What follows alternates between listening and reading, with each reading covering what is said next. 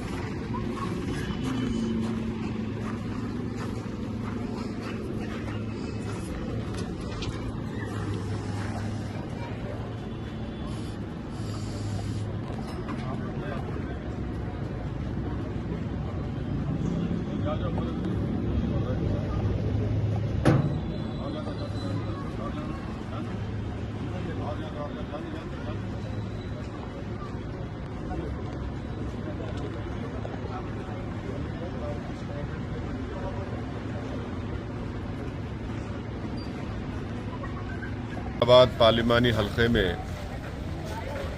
जो MP light की scheme के तहत मैंने एक प्रपोज़ल दिया है हलक़े असम्बली याक़ूतपुरा के लिए।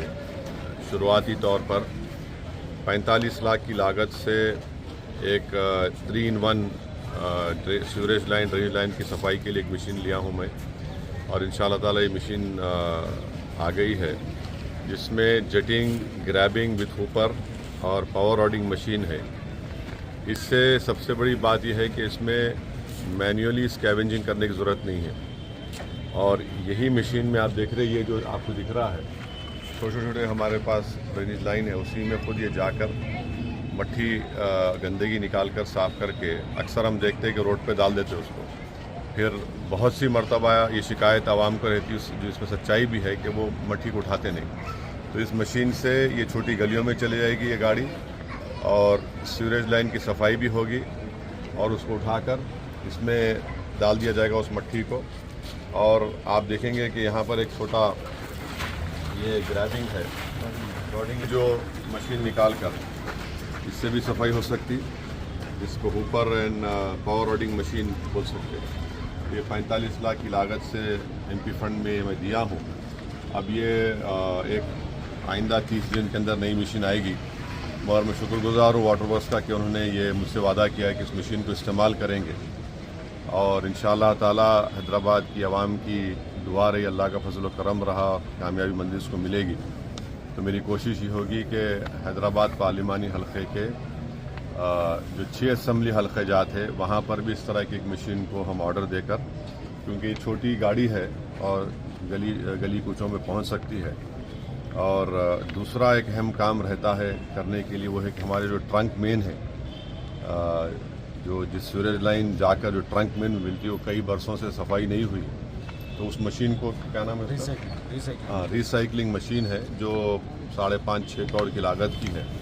तो मैं अपने फ़ंड से भी इंशाअल्लाह कामयाबी के बाद उसमें थोड़े पैसे, आधे पैसे दे सकता हूँ, और वाटर वर्क से भी लेकर हैदराबाद पार्लिमानी हलक़े की जो बड़े बड़े ट्रंक मेन्स है, उसकी सफाई करना बेहद ज़रूरी है, क्योंकि अब ये जो लाइनें हैं छोटी बड़ी जाकर ट्रंक मेन मिलती, और अक्सर ये देखने में आया कि असल ट्रंक मेन की सफाई नहीं होती है।